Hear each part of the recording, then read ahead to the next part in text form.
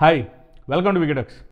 ఒక నెల రోజుల నుంచి న్యూస్ ఛానల్స్ లేదా సోషల్ మీడియా యాక్టివిస్టులు కానీ యూట్యూబ్ ఛానల్స్ కానీ వాడిని అరెస్ట్ చేశారు, వాడి మీద కేసు, వీడి మీద కేసు, వాడి పని అయిపోయింది, ఈడి పని అయిపోయింది, ఆడి తీయటం, వీడి తీయటం. అంటే ఏ న్యూస్ ఛానల్స్లో అయినా సరే టీడీపీ పార్టీ ఎవరిని టార్గెట్ చేసింది, ఎవరి మీద కేసులు పెట్టింది, ఏ నాయకుడు పారిపోయాడు, ఎక్కడికి పారిపోయాడు, ఈ విషయాలు తప్ప న్యూస్ ఛానల్స్లో ఎక్కడైనా ఏమైనా వస్తుందని చూడండి. అసలు ఏబిఎన్, TV5 అయితే మహా న్యూస్ ఇవేవైతే ఇప్పుడు అనుకూలంగా పనిచేస్తున్నాయో ఈ టీడీపీ పార్టీకి, వాళ్ళు కూడా చెప్పట్లా.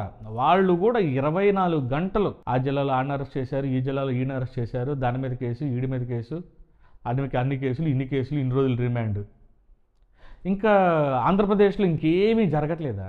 ఆంధ్రప్రదేశ్లో ఇంకా ప్రభుత్వం చేస్తున్న పనులేంటి, ప్రభుత్వ పాలసీలేంటి, అవి 5 నిమిషాలు కూడా వేయట్లేదండి. 1 నిమిషం 2 నిమిషాలు పెట్టి అసలు రాష్ట్రంలో ఉన్నటువంటి ప్రధాన సమస్య ఇదే అన్నట్లు, ఇంతకు మించి ఏం సమస్యలు లేవన్నట్లు ఇవే చూపిస్తున్నారు. వాలంటీర్లు రాష్ట్ర వ్యాప్తంగా తిరగబడుతున్నారు, రోడ్లు ఎక్కుతున్నారు, ధర్నాలు చేస్తున్నారు. అది ప్రభుత్వానికి చెడ్డ పేరు. అవి చూపించండి. వాటిలో వాలంటీర్ వ్యవస్థ అనేది గతంలో ఎలా పనిచేసింది, లేకపోతే దానివల్ల గవర్నమెంట్కి ఎంత నష్టం వచ్చిందో, లేకపోతే దాన్ని మార్చాలా, ఉంచాలా, లేదు మీరు జీతాలు పెంచుతామని చెప్పారు, హామీ ఇచ్చారు. ఇప్పుడు అసలు జీవోనే లేదు, వాళ్ళకి అసలు ప్రభుత్వం లేరని చెప్పేసి గత కొన్ని రోజుల నుంచి చెప్పి మన అసెంబ్లీలో జీతాలు ఎక్కడ అసలు ఉద్యోగమే లేదు అసలు అని చెప్పి అన్నారు. ఆ తర్వాత ఇంకా ఎక్కడికక్కడ వాలంటీర్లు రోడ్డెక్కి ప్రభుత్వ నాయకుల్ని ఇష్టం వచ్చినట్టు మాట్లాడుతున్నారు, అంటే నిరసన తెలియజేస్తున్నారు. వీటిని ఎలా కంట్రోల్ చేయాలి, వ్యతిరేకత ఎందుకు మొదలవుతుంది, వాళ్ళని ఇంకో రకంగా వాడుకోండి. మీరు ఇప్పుడు జన్మభూమి కమిటీలు తీసుకొస్తుంటున్నారు, ఆ జన్మభూమి కమిటీలకి వీళ్ళు లింకప్ చేయటమా? సచివాలయం వ్యవస్థలు ఎట్లాగో అయిపోయినట్లే, ఇంకొక 6-7 నెలలు అయితే సచివాలయాలు అయినా మూతపడిపోతాయి. ఇది క్లియర్ అర్థమవుతుంది. సచివాలయ సిబ్బంది కూడా వీళ్ళు ఒక 5 లక్షలు ఉన్నారు, వాళ్ళు ఒక 5 లక్షలు ఉన్నారు, దాదాపు 10 లక్షల మంది ఉన్నారు.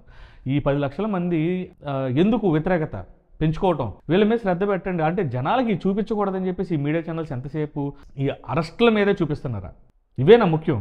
ఇప్పుడు ప్రభుత్వ పాఠశాలల్లో 9 గంటల నుంచి సాయంత్రం 5 వరకు ఒక ప్రాజెక్ట్ అనేది తీసుకొచ్చి ఒక చోట మొదలుపెట్టారు. సరే, దాని మీద ఎలా ఉంది, ఏంటి అనే రివ్యూస్ కానీ, ఇది బాగుంటుందా లేదా అనేది ఈ ప్రభుత్వ అనుకూల మీడియా ఎందుకు చేయలేకపోతుంది? చేసే మంచి పని అయినప్పుడు. అలాగే ఇప్పుడు రాష్ట్రంలో టోల్ ఛార్జెస్, ఏది రాష్ట్ర రోడ్లకి, అది కూడా అమలు చేయబోతున్నారు. దాని మీద కూడా ప్రజల నుంచి రివ్యూ ఎలా ఉంటుంది అనేది తీసుకోవాలి కదా. అది ప్రభుత్వానికి మంచి చేయబోతుందా, చెడు చేయబోతుందో తెలిసింది. ఎందుకంటే గతంలో కూడా ఈ వైసీపీ ప్రభుత్వం ఇలా చేసే సంకనాకి పోయింది. మీరు ఆ తప్పు ఎందుకు చేస్తున్నారు? మీరు తీసుకునే పాలసీలు జనాలకు ఉపయోగపడేవా, లేకపోతే సంపద సృష్టించడానికా, లేకపోతే రాష్ట్రం ఆర్థికంగా నిలబడటానికి ఇవి చేయాలా? వీటి మీద శ్రద్ధ పెడితే మీడియా ఛానల్ జనాలు చూపించండి, తెలిసిద్ది.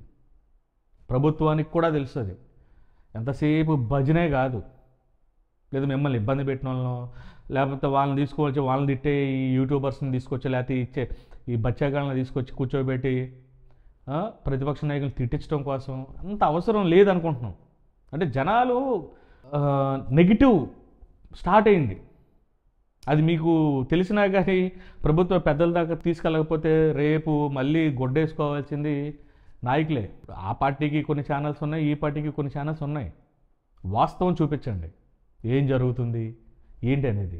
జనాలు ఏమనుకుంటున్నారో నాయకులకు చేరవేస్తే వాళ్ళు వాళ్ళ పాలసీలు మార్చుకొని ఆ పద్ధతులు, ఆ విధానాలు మార్చడానికి అవకాశం ఉంటుంది. అబ్బా, ప్రజలంతా సుఖ సంతోషాలతో ఉన్నారు, అదేంటి సంబరాల్లో మునిగిపోతున్నారు అనేటట్టు డప్పులు కొట్టారంటే 2014 నుంచి 19 దాకా మీరు ఏదైతే చేశారో మళ్ళీ ఇప్పుడు అదే చేస్తున్నారు. ఇది కూటమి నాయకులు కనుక గమనిస్తే చాలా మంచిది. ఇప్పుడు వర్గీకరణ అంశం ఉంది, అది రాజుకుంటుంది, పెద్దది అవ్వబోతుంది. దీనివల్ల కూటమి ప్రభుత్వం ఖచ్చితంగా ఎఫెక్ట్ పడిద్ది. పట్టించుకోవట్లా. వర్గీకరణ వ్యతిరేకించే వాళ్ళని వాళ్ళ మాటలు కానీ ఏం పట్టించుకోవట్లేదు, ఏదో చేసుకొని పోతారు అన్నట్టు ఉన్నారు. అలాగే ఫీజు రింబర్స్మెంట్ కానీ, స్కాలర్షిప్స్ కానీ ఇంతవరకు ఏమీ లేవు.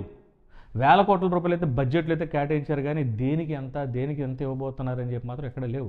అంకెలు మాత్రం చూపించారు.